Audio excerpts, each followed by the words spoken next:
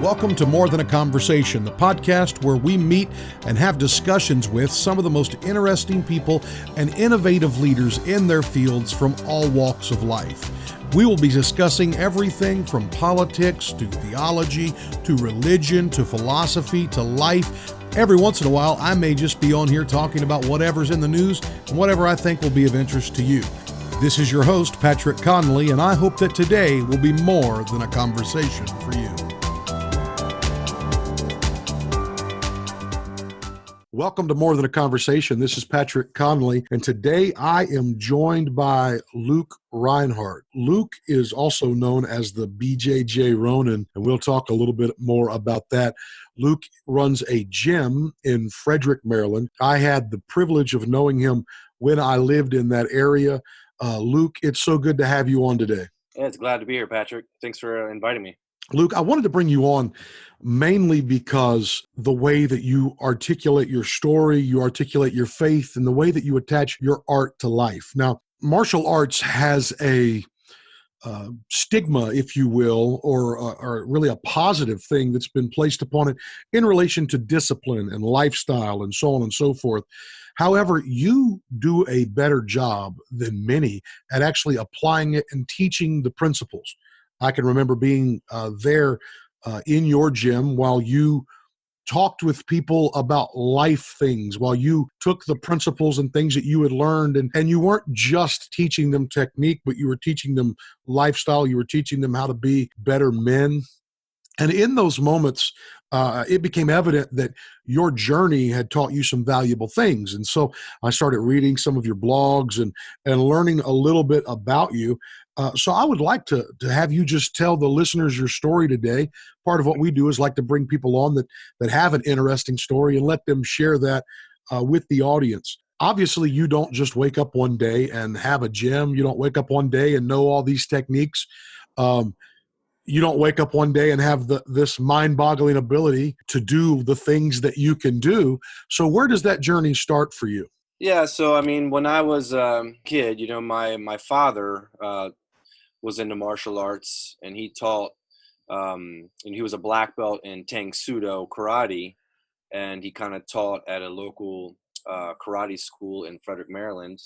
And eventually he just started, he kind of converted our 2-car garage into a little mini dojo and started teaching out of our home in our garage. So as a child, I kind of saw him teaching, and I kind of began training at the age of 5.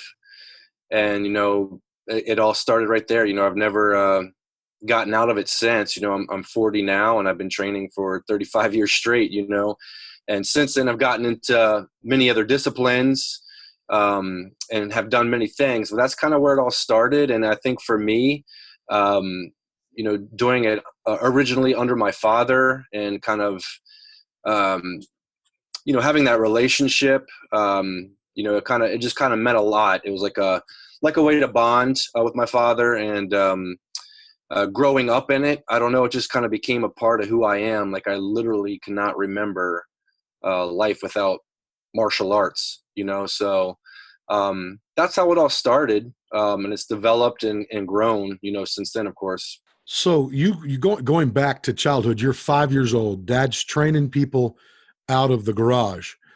I'm assuming there's not a bunch of kids coming to the garage. So how do you find a fitting partner for a 5-year-old, or did you just have to, obviously, I can't imagine Dad was in there with adults taking your head off, but how did you, I'm assuming you also had to kind of jump in, though, a little bit into the fire pretty quickly as you began to learn the technique. Yeah, definitely. And being that it was karate, unlike jiu-jitsu, it's not like I'm, grappling with a bunch of older men or anything, but it's, doing a lot of katas and, more things in the air rather than on other people. But yeah, I mean, we still did the sparring and things like that. And obviously the adults would be playing with me, eventually, more kids from my neighborhood actually started to get into it and became almost a neighborhood thing. So my best friend, my neighbor at the time, Ray, he got into it as well. We kind of both grew up in it together. So yeah, obviously it did become more hands-on for me, but yeah, there's definitely times, and I guess with the karate art, there's a lot of things that you kind of just did in the air anyway. So there was a lot of discipline in that sense where, you're practicing forms or katas and just trying to master various kinds of movement. And of course, since then, it really began to evolve at some point into a pretty hardcore self-defense art, which we'll probably get into at some point. That's a story within itself. So as you're developing this, or as a young man, you're getting into it, in your teenage years, are you walking around like, are you Billy Bad Butt? I got this stuff in my back pocket, or like, how did that translate over? I mean, because the average kid's not been training specifically with the attention that's going to come from your dad. So what was that like?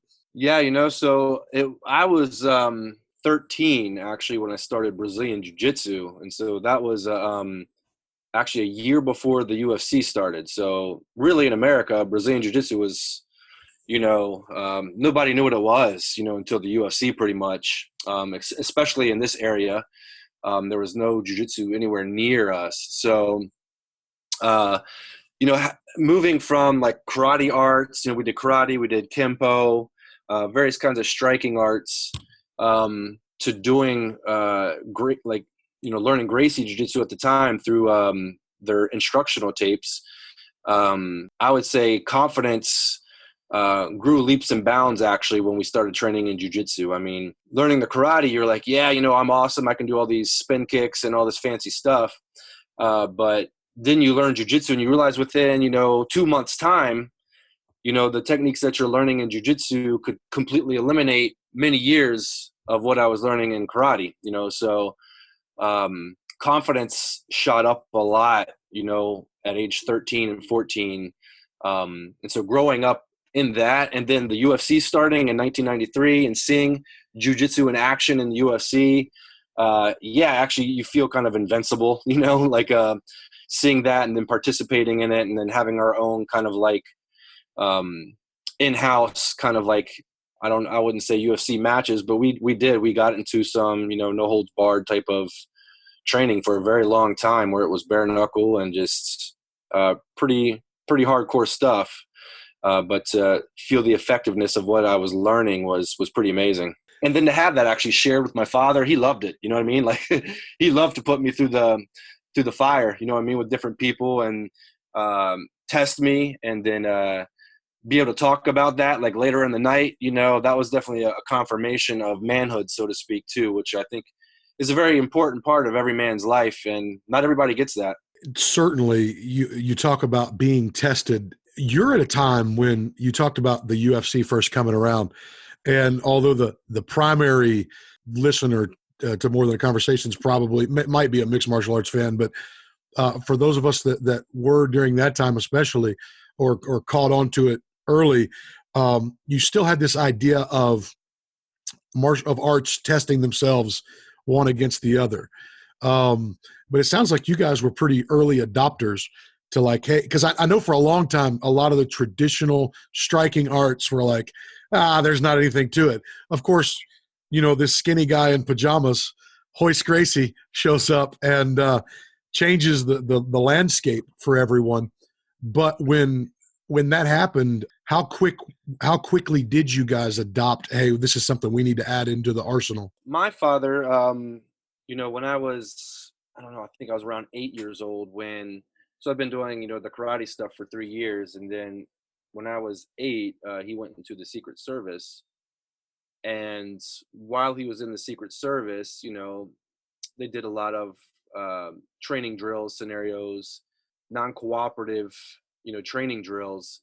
And he just kind of felt like the stuff that he knew wasn't efficient for what he was doing. And that kind of opened his eyes a little bit. He eventually got into something else called KENPO, which at the time was supposed to be like a street lethal, kind of self-defense art. It was like a speed hitting kind of thing. So you had like karate, which was like this crisp, solid kind of art. and then KENPO, which was more of this flowing speed art. So they did complement each other a lot. But still, he just was kind of on a mission to discover, you know, what really works, and was getting into a variety of things, you know, kickboxing, and then, came across Gracie in Action videotapes. So I think he ordered those maybe from like Black Belt Magazine or something like that. And so these Gracie in Action tapes were, you know, videos of the Gracies, the Gracie family who brought, you know, jiu-jitsu to America, testing their art against many different kinds of other martial arts styles. So this is pre-UFC. It was like no rules, kind of more like street fight scenarios. And they were just showing how time and time again, jiu-jitsu could easily overcome all these other martial arts styles. So my dad saw that and he said, you know what, let's order their, you know, Gracie Instructionals Volume 1. And we did that. And once again, this was still prior to the UFC. Horion and Hoist Gracie were, you know, teaching on these instructional tapes, and we started to incorporate it into the things that we were already doing. And we saw the effectiveness of it like immediately. My dad definitely was a pioneer in the sense that he was looking for things that would work. You know what I mean? And that's what brought him to Gracie Jiu-Jitsu. Once again, at the time, there was anywhere. The Gracies were out in California, you know, and I know they were teaching primarily private lessons back then to movie stars and things like that. Mel Gibson, you know, if you go back to Lethal Weapon 1, you're going to see Gracie Jiu-Jitsu because Horion Gracie choreographed that movie. So we saw the effectiveness of it. We started to add it into our art. And, you know, my dad definitely gets all the credit for that, you know, just developing a style that was, for us, became like a no-holds-barred mixed martial arts self-defense, you know, style. And as soon as the UFC started, we began to see Hoist Gracie in that kind of format, you know, on live TV. You know, we were all in 100%, and that's how we trained from then on. I mean, in our garage, which ended up moving different places eventually, you know, it was always like this kind of hardcore, bare knuckle self-defense training that was very realistic, and it was always a very small group of people because not too many people wanted to do that. And so what's amazing is your success truly, had there not been humility, the willingness to accept something different than what you were already doing. A caveat that or a sideline here, you mentioned KENPO. I can't help but think KENPO, you know, you see Chuck Liddell with KENPO tattooed on him, and I went and saw some people doing KENPO, and I never saw any overhand rights. But that being said, you guys were willing to make this adjustment based on humility, and really your success today can go all the way back to that moment. When I met you, in fact, primarily what I knew you as was a grappling guy, a submission guy. Our mutual acquaintance, Cole, actually, I was like, hey, what about Luke in striking? He's like, oh, no, he's got that. Because that's what I saw was you in grappling. And that really became the bread and butter of what became the clinch in a lot of ways. Wow. And so that idea of humility, though, it's intertwined into the art and into yourself. I'll never forget coming there for an open gym. I know, okay, I've got a little knowledge, and I'm a big guy. When I came there, then I'm thinking, I've been splitting wood. I've been working hard. I know a little bit, you know, had some friends. We had grappled, we had rolled here and there. And I come in for open gym and ran into guys who I'm looking at them and I'm like, these guys, it doesn't matter what they know, their size. I mean, just all these things. And instant humility. Jiu-jitsu is the instant humbler of men in just a way unlike just about anything else. At the same time, though, you get that humility, but you also want to know more. You want to know what's happening. Humility being such a part of the story. Another part of the story is this idea of testing. From a young age, you were tested. You talked about your father liking to put you through the fire. There is this constant talk now. I talk with faith leaders. I talk with people at universities, all sorts of people. There's this constant talk that we have created a generation that cannot handle adversity, that doesn't deal well with whatever the issue is. In fact, I see it in 22-year-old, 25-year-old kids who enter the world and they're having breakdowns at work. Literally the first time there's adversity, they're falling to pieces. Yeah. How important is adversity? And one of the things I wrote down I wanted to talk to you about was when you go to the mat every day. Now you're a different level, you're in a different case, but even then you're rolling with people who are your understudies, and every once in a while you're going to get caught or you're going to get in a bad position or whatever. And that's, you're certainly not, you're not racking up submissions like the world records for getting submitted that I was when I came, but you win and you lose. Or if you find someone, and one of the things you talk about in some of your writing is finding opponents that are above your level to work on defense and so on and so forth. But at the end of the day, you're going to win, you're going to lose, but you're going to walk away from that moment having been tested, internalizing it, dealing with it, so on and so forth. How important is testing, trial in the raising of our kids? And are we missing that, or am I just way off in left field? I think it's extremely important. I think one of the big issues with it, however, is that, if we take jiu-jitsu and the testing and the trials in jiu-jitsu, and we even take it to a competition level, what happens is people kind of stake their identity on the winning and the losing, right? So when you stake your identity on that, it can be, a setup for disaster, because as long as you're winning, you feel good. You feel like you have a purpose. You feel like, you're on top of the world. But when you start losing, then you kind of like, you're losing what you thought was your identity. You know what I mean? And what you thought people believed about you is no longer true. Right. And that's going to depress you. It's going to start a downward spiral. So it's important that through testing and through adversity that we're not staking our identity on our successes or failures, because that's not really what it's about. They say, you win or you learn. And, I say you win and you lose and you can learn, because not everybody takes advantage of that opportunity for growth, to actually learn from something. In order to learn and to grow, you actually have to deliberately say, ask yourself, what happened here? What did I do right? What did I do wrong? And how can I change? How can I make this better? Where when people stake their identity on certain things, they tend to, make excuses. If not to the people on the outside, even in their own heart, they make an excuse for why they lost. So, I just wasn't feeling good today. I couldn't give my best. Because otherwise, once again, they're going to be losing their identity slowly in that process. So I think trial and adversity is very important. I think it's very important for our children.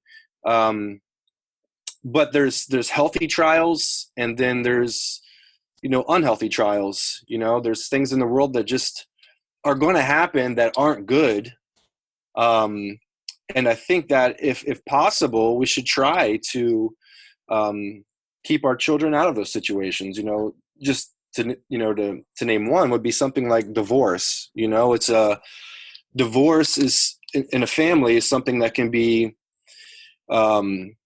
something that a child can grow through in life and learn from, but it's not something that's really meant to be. It's not healthy. It's not a healthy trial. There's plenty of healthy trials we can put our children in. So some people might say, oh, this would be good for the children because they're going to get strong and they're going to grow and those sort of things. But, divorce is never good for the children unless the marriage is absolutely unhealthy, and the children shouldn't be around that scenario either. Right.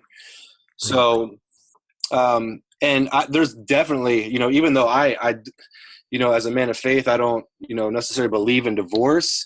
I know plenty of people who needed to be divorced at the same time. You know what I'm saying? Like, this is a marriage that's just, it's not going to work. It's not going to glorify God. It's not healthy. Sometimes it's because of both participants. Sometimes it's because of one. But in order for something like that to work, two people have to be willing to be humble and to grow. But there's definitely healthy trials we can put our children through, and even ourselves on a daily basis. But for me, you know, martial arts was one of those trials. We did a lot of, even in our martial arts training, we had 2 Navy SEALs that, you know, trained in our little group, and they taught us how to rock climb. And that was, you know, a big kind of like tester as well, you know, like just putting yourself in these situations where you're like, man, I could die right now. You know what I mean? Like if somebody does something wrong, if this knot's not tied right or whatever it was, you know, it was very testing and kind of like, you know, but we did it in a very safe and responsible way, you know, all the same. And I think that's important. You know, we have to ask ourselves, is this a healthy trial? Is it safe? Not to say that even safe things don't have that element of danger to them. But there's a difference between being dangerous and being stupid, you know?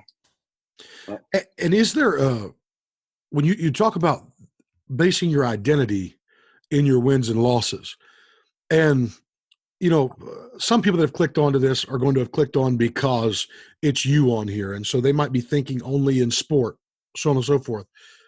But it's so important for us to understand that there are wins and losses everywhere in life. You've got good days and bad days. In marriage, you've got good days and bad days. I'm a pastor. In pastoring, there's ups and downs.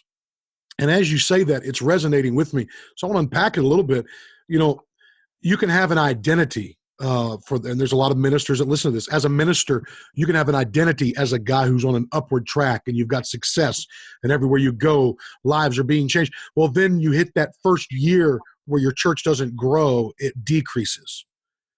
And then suddenly you've told yourself a story about yourself.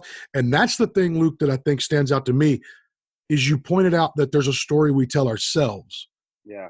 Sunday morning, I shared with the church, talking about Abraham's journey and how he had started out so well, then he hit some trouble and he goes into Egypt. He did the wrong thing. He sells out his wife, you know, he gives up his promise in that moment of weakness. But I talked about how the first time I held my daughter, I had this vision of the dad I was going to be. And that guy, he never looked at her and said, I'm too busy to play. That guy never got on her when he shouldn't have. That guy was never annoyed by her presence. The day I got married, that day I never thought there'd ever be a time that I would ever be short with my wife or ever disappoint her by not doing something she'd asked me to do. When I could have done it, I was just wrapped up in some frivolous thing. I never thought. And so the reality of who I am and who I told myself I was are two very different things. And of course, that's where you have the redemptive power of the cross. Thank God for that. But in life, if we're not careful, we tell ourselves this story. And it's kind of like, you know, that guy that takes his first loss. Or we see it all the time. These guys come up, they get pushed, they get promoted, or sports teams or a fighter or a boxer, whatever. They get pushed, they get promoted, things are going well. A CEO, the same thing, whatever. But they've told themselves a story, I'm a winner, and people only care about me. Inherently, it becomes that people only care about me because I'm winning, because I'm doing well. And somebody out there listening today, you could be at your job and today could be that bad day, or it could be the time you're not performing. And you're like, you think that's who you are. But the fact is, you are who you are. You are not your results. And I think that's so important. And that's kind of where you were going, Luke, is that the person that you are, you're going to go out there and take a win. You're going to go out there and bring back and take a loss. You're going to go out there, win, lose, or draw. That's not who you are. But you have to be honest about who you are before you begin the process. I have to be honest about who I am. See, and you talked about making excuses. Well, that time when I could have done better for my wife and I didn't. Well, what do? I come up with an excuse. Oh yeah, but I had this and I had that. Well, the reason I'm coming up with the excuse rather than just dealing with the facts of what happened is because I've told myself a lie about who I am. I've told myself I'm a perfect husband. And if you're not seeing that, wife, it's not because I'm not perfect. It's because you don't understand the circumstances. Yeah. Or I'm the perfect father. Or I'm the perfect employee, or I'm the perfect gym owner, whatever it is, we tell ourselves this story. So maybe could, I don't know, we read so much and we hear so much about positive self-talk, and that's important. But at some point, I think we have to tell ourselves that outside of that, we need to be real with the fact that we're not perfect, and that's okay. Yeah. And there's a struggle there. Speaking of struggles, you built a business. You are a guy who doesn't just go out and get on the mat. You run a business. I've seen part of your business. In fact, I remember coming when you were at the site before you're there now. In fact, I think I remember when you moved to where you are now. That's about 10 years ago, somewhere in that line, correct? Yeah, I think we're getting ready to approach our 9th year right now here. Gotcha. And I remember being at the old place that was you had the front room and then the back room, and they'd be rolling in the front room, doing striking in the back. And I can still remember just how hot it was in the summertime in there, and it just so much sweat. And I was thinking, man, I'm going to tear an ACL in here, slipping on this floor. But man, you've come a long way. You've got a beautiful facility now. All sorts of amazing things going. Trained some guys who have gone on to become champions in multiple areas. That being said, let's go back to your journey in martial arts. Jiu-jitsu, you're the name, the Ronin. Tell me a little bit about that.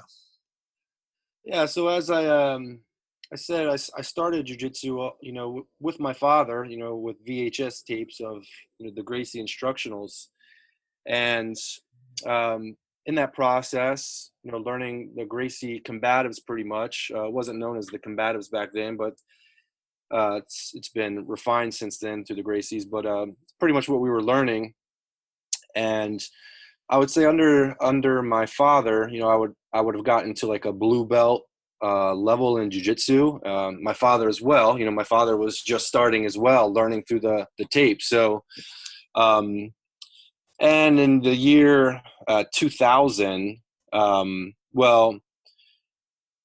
year 2000, I kind of took over everything on my own, So started jiu-jitsu in 1992 through tapes, practiced combatives.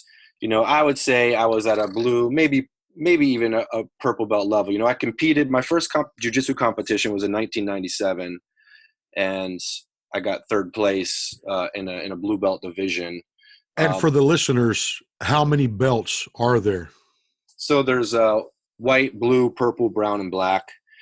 Generally, that's a 10-year process for most people that are training pretty gung-ho in jiu-jitsu. And of course, competing in this tournament, that's not how we practiced at all. I had no idea. I had no idea what the rules were about points or any of that kind of stuff. Because in my mind, jiu-jitsu was the UFC. I didn't know a lot going into that tournament, but I did pretty well, being that it was my first. It was the Half Gracie Open. And actually, I lost to a guy named Frank Cucci, who, when I stood up on the mat with him, I recognized him as the guy that I saw on the cover of Full Contact magazine. He was an ex-Navy SEAL. With all this Navy SEAL gear on, there was an article on him. So I was like, holy, couldn't believe I was getting ready to go against this guy.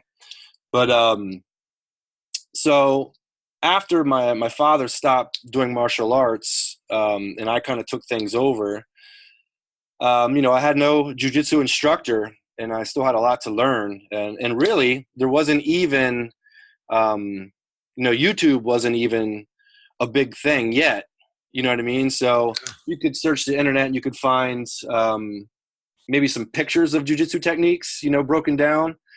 Just ordering DVDs was kind of what we would do back then. And so at the end of the day, you know, I pretty much trained myself jujitsu from that point on. I did go to various seminars and would visit different schools here and there, but it was always, you know, I had to travel for those kind of things. And at one point, one of my students, Matthew Helly, who you may know, he's friends with, Cole's friends with Ted, and then Ted was good friends with Matthew as well. So he was training with me, but he lived in like Manassas area, Woodbridge area, and he ended up coming. So he was driving an hour, you know, to get to me, and then he came across Leo Dalla in that area, and I was like, yeah, man, you know, if there's a guy in your area that you can train with, you know, do it. You know, I understand driving an hour is not easy. So he started training with Leo Dalla, and then eventually I went down to Leo Dalla's school to meet them and see what was going on. And, you know, basically just I went to their like Friday night like roll sessions, and I'd roll with some people. And so kind of developed a relationship with them.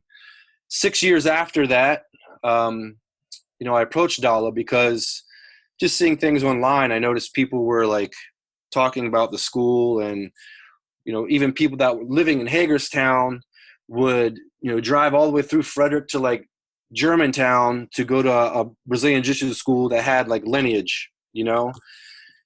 Hey, More Than a Conversation listeners, I hope that you are enjoying this conversation as much as I am, and I hope that you're getting something great out of it today. I'm just wanting to jump in here in the middle to take a moment and let you know a few ways that you can help out More Than a Conversation.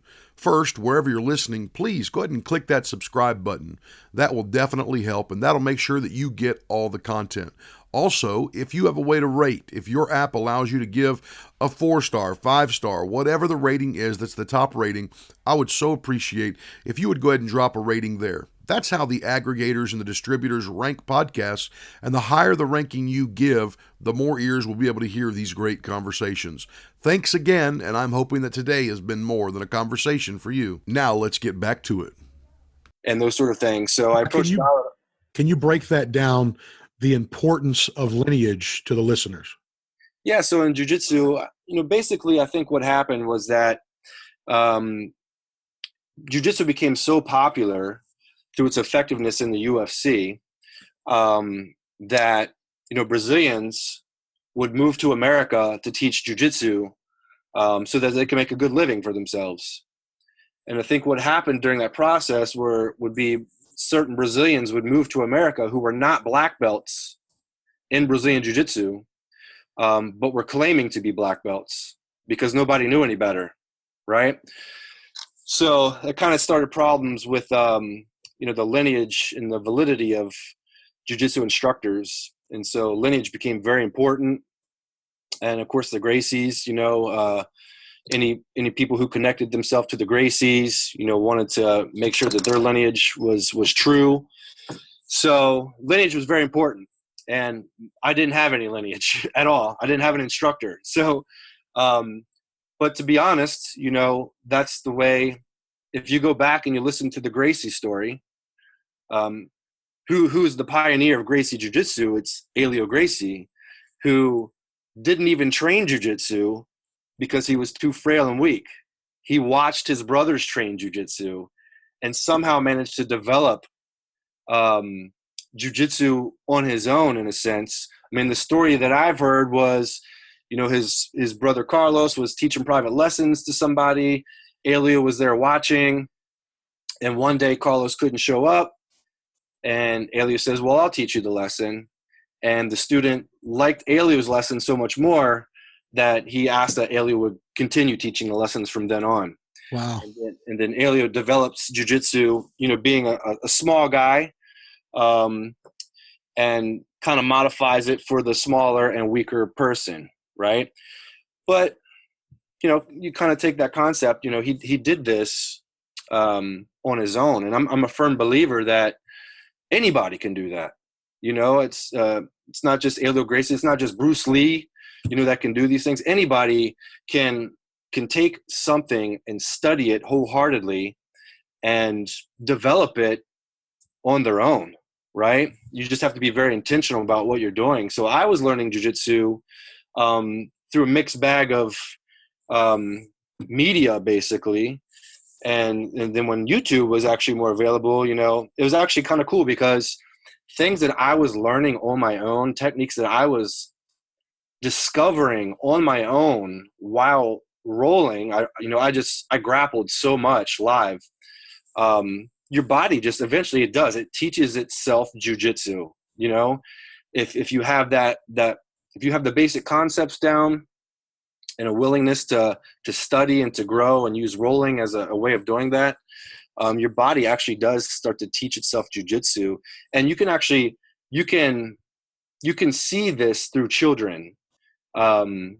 Children learning jujitsu, sometimes brand new ones that don't know much jujitsu at all, they start doing things that you've never taught them that are like could be considered like high level techniques even, you know? So it's pretty amazing. So that's kind of how it worked out for me, you know? And then I did approach Dala about, you know, hey, what can I do? You know, I don't have a rank in jiu-jitsu. I've competed at the black belt level and won already. You know, what can I do? And I asked him, you know, maybe, you know, is there a way I could pursue getting an official black belt through you? And, you know, so we talked about it for a while. And then what he basically told me was, you know what, it wouldn't be right for me to give you a black belt because I never taught you jiu-jitsu. You know, you taught yourself jiu-jitsu and, you know, you deserve the credit for that. So he says, what I think we should do is just approach the International Brazilian Jiu-Jitsu Federation and get you certified through them.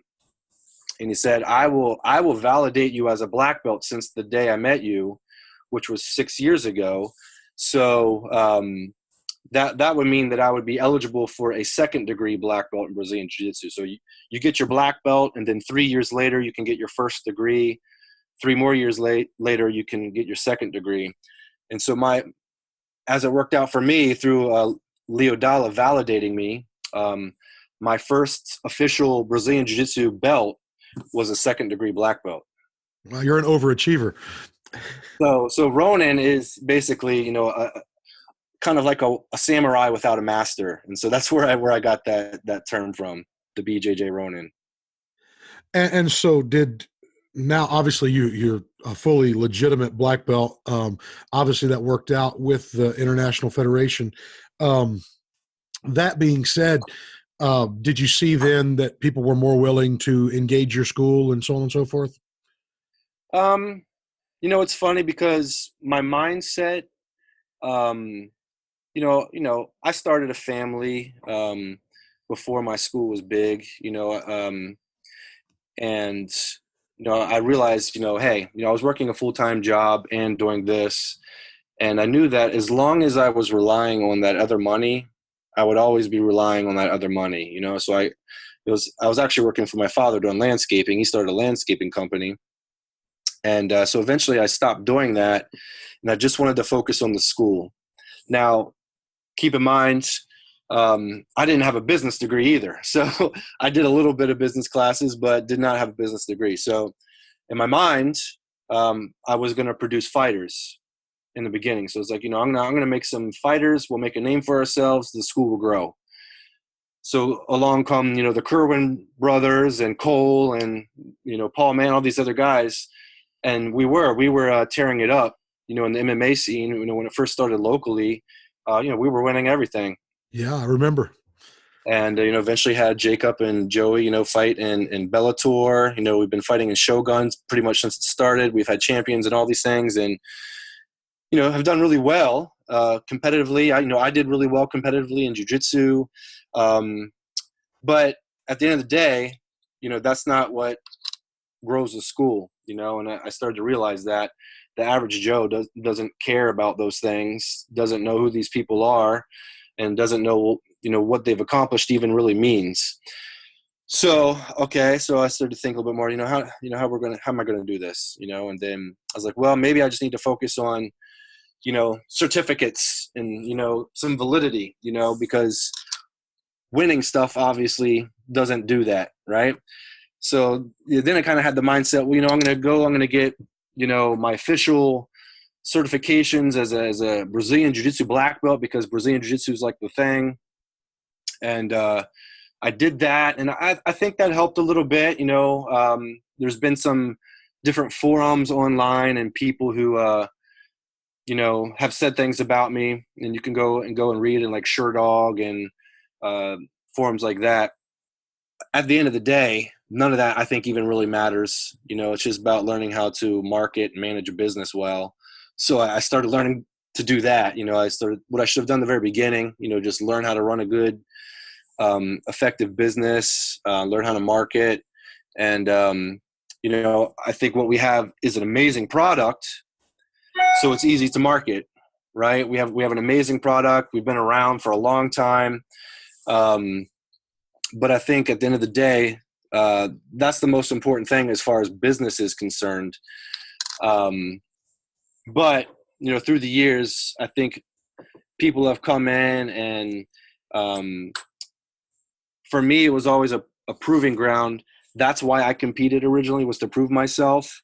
And I also had that same mentality overflow in my instruction. I wanted to be known as a good instructor, very detail oriented, very clear.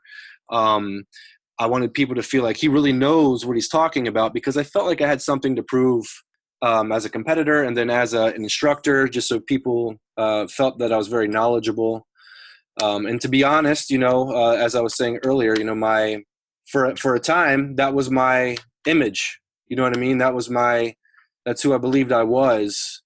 And that was something that eventually I actually had to separate from and, get comfortable with the fact that my identity is not jiu-jitsu.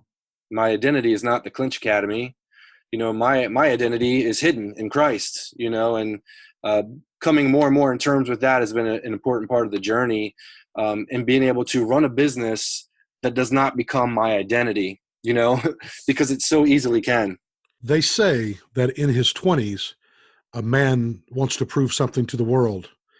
In his 30s, he wants to prove something to himself.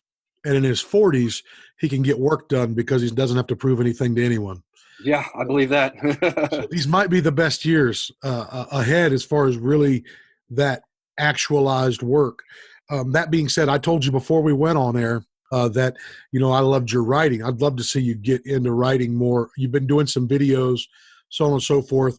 We'll let people know where they can follow you, but just some wisdom that's coming out of your life.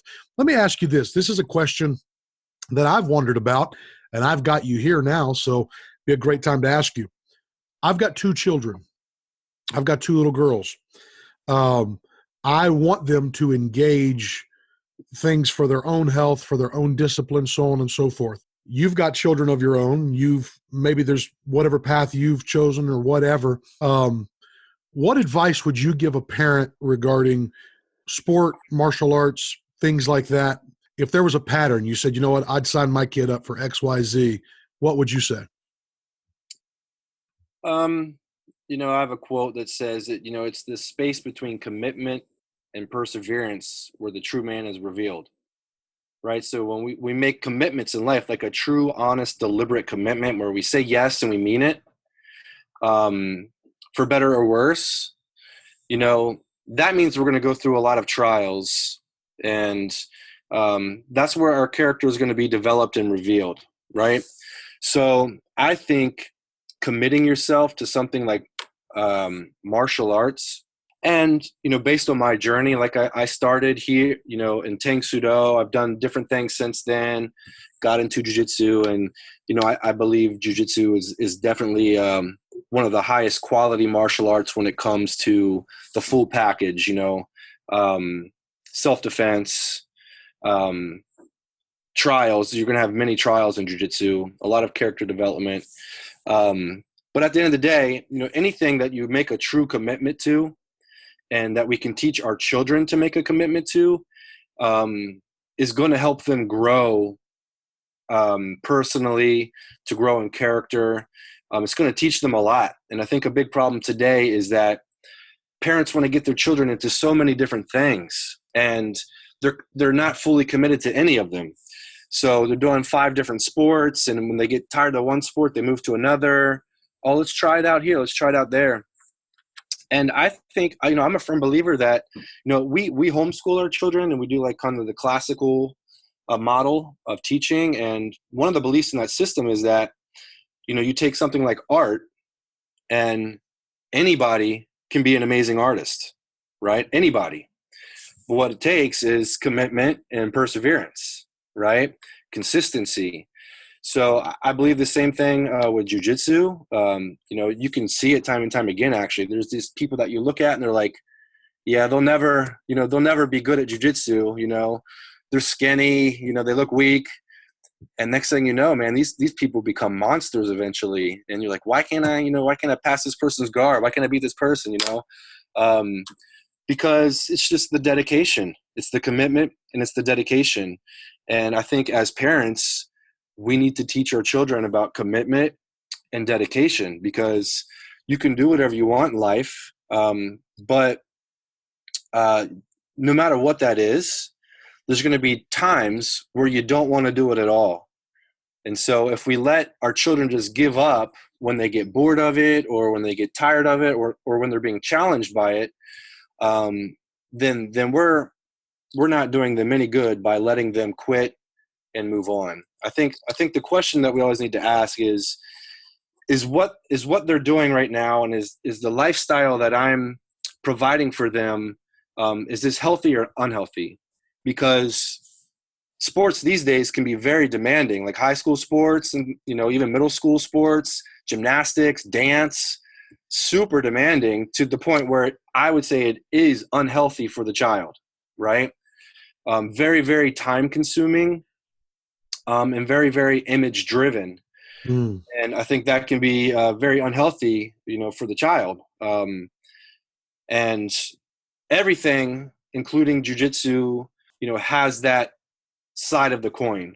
It just depends on, who's teaching it and what their purpose is in teaching it, and what they're trying to, provide for the community, what their goals are. So Clinch Academy, one of our main things that distinguish us, I believe, from other schools is we really have that background of having a strong self-defense system, having a good competitive background, but the personal growth and the lifestyle is a big part of what we do. Character development and those traditional martial arts values is a big part of who we are.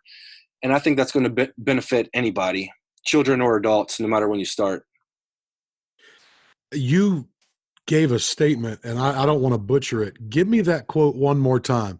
Between commitment and perseverance? Yeah. It's the space between commitment and perseverance that the true man is revealed. So, when you make that commitment, it's that space between when you make that commitment and like persevering to the end. And sometimes there is no end. The end might be death, right? But it's that space, when you make that commitment that you're not going to quit, you're not going to give up, no matter the circumstances, then you're in for a ride.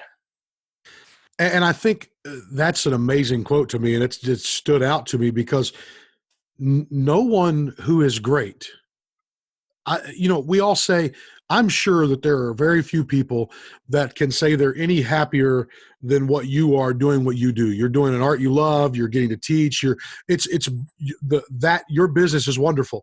However, there were many days along the journey when no doubt you just didn't want to today, or you just had something else, but there was nobody else to go open, or there was nobody else to do.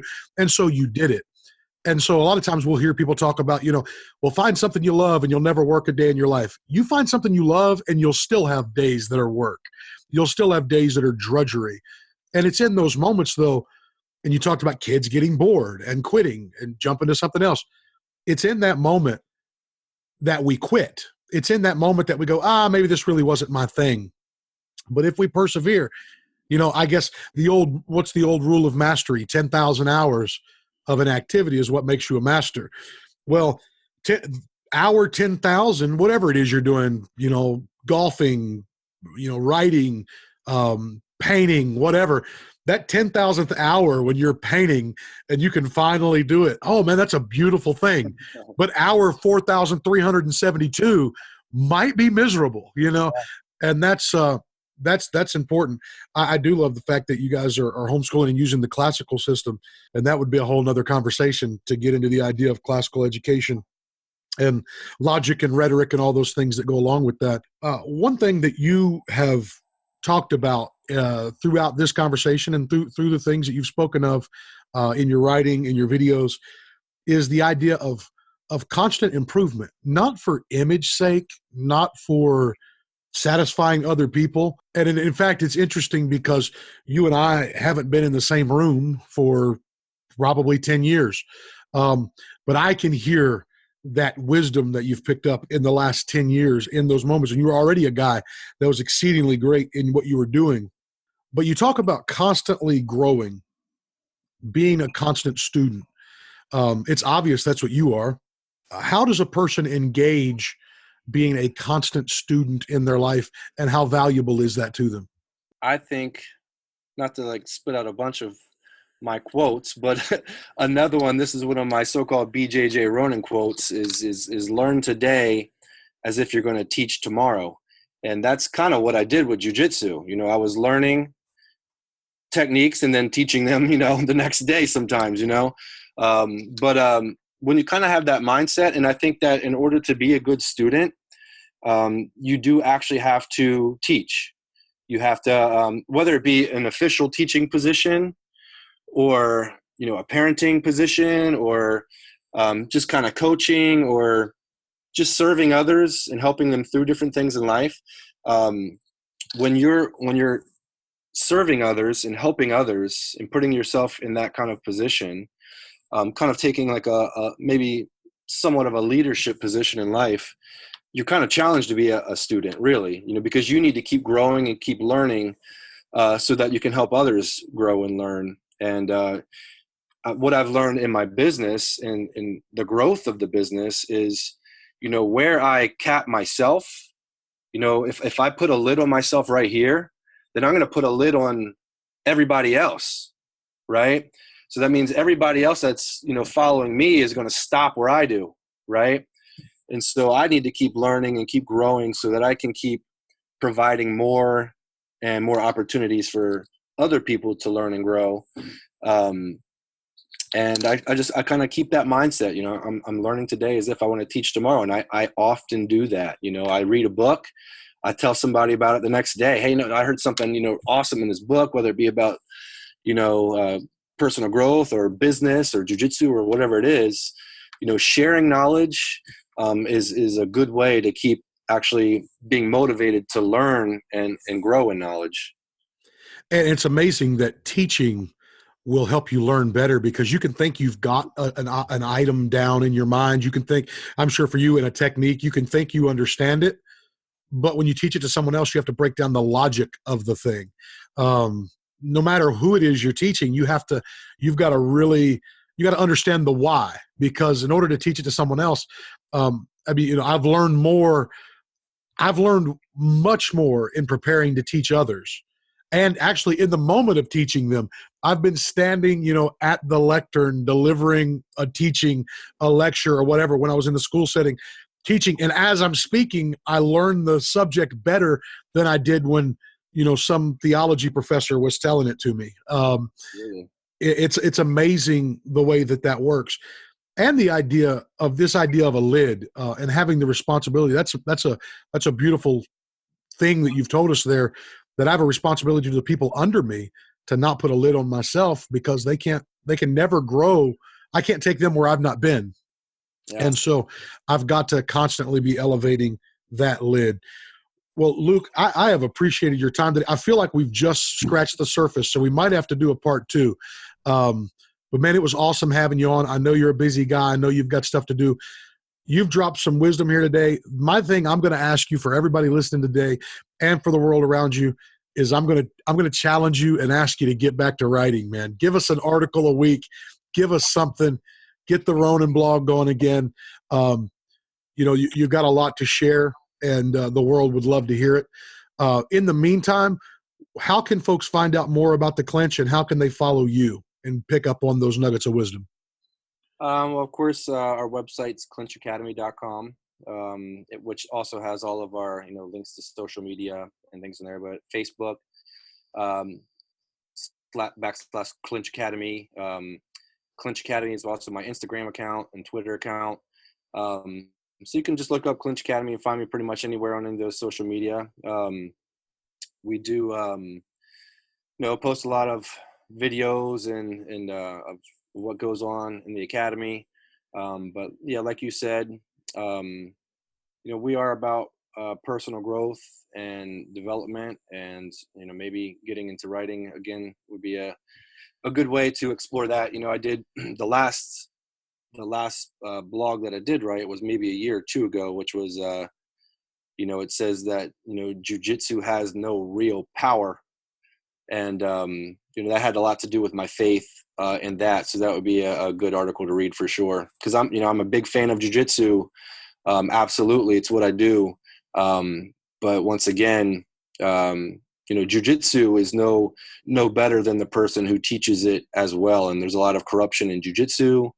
There's a lot of corruption in religion. There's corruption everywhere. So the power is not in those things. The power is in God. And that article kind of speaks on that topic. Awesome, man. Well, thank you so much for joining us. We're going to look forward to that. And let me tell everybody, if you go follow him, if jiu-jitsu techniques don't matter to you, it doesn't matter. Keep scrolling, find the videos, find the nuggets of wisdom. There's something out for you to learn. Again, Luke, thank you so much for joining me today. Hey, Patrick, it's good catching up with you, man. Thanks for having me. And yeah, I'd love to do it again.